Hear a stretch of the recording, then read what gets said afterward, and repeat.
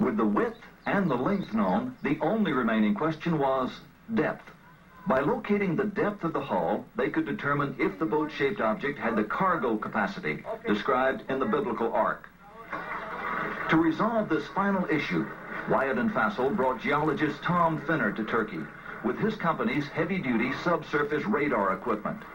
Gear like this located the black box cockpit recorder on the floor of the frozen Potomac River after the Air Florida crash.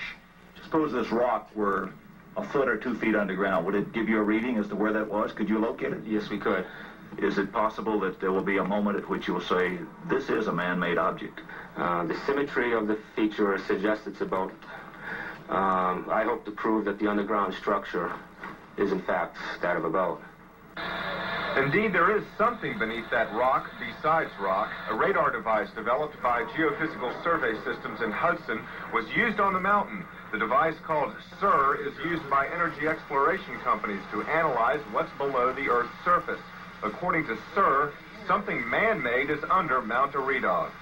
This data it does not represent natural geology. It's a man-made structure. These reflections are occurring very periodic, too periodic to be random natural type interfaces. The governor of Ari had Ron demonstrate the radar.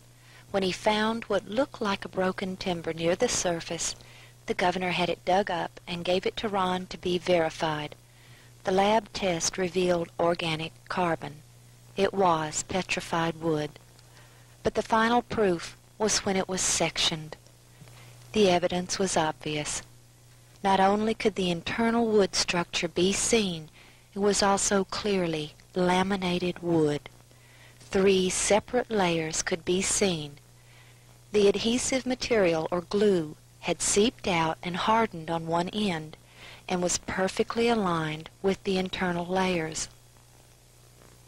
Our last trip out there this past June, we found this very impressive rivet. And if you'll notice here, the plate itself is just a little more than 1/4 inch in thickness. It's approximately 3.5 inches in diameter, the plate itself, and then the shaft of the rivet is roughly 1 inch to 1.25 inches in diameter. And if you'll notice here, it was struck while it was hot and flared out the end of the shaft so that it would not slide back through the hole in this washer. And this shows that their abilities to use metal was quite advanced, quite sophisticated, and folks, there are thousands of these rivets on this boat.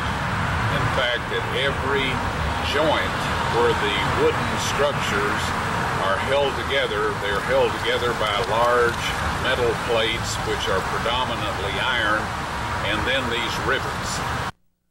Good morning. I was just wondering how the size of the structure compared with the dimensions in the Bible. Okay, Moses was educated in Egypt. We're told that in the New Testament and also in the Old Testament. And the Royal Egyptian cubit, which he was familiar with and we believe used in the giving the dimensions of the ark, is 20.6 inches, and 300 of those is exactly 515 feet, and that is the length dimension of the boat. The boat has splayed some, and this is to be expected in an aging boat. So the width is a little greater than that specified in the Bible, but you figure the degree of splaying and you come up with very close measurements, very similar to those in the Bible. The Turkish government has recently completed a beautiful visitor center just above the Ark so that visitors of every faith from all nations can visit and see the Ark for themselves.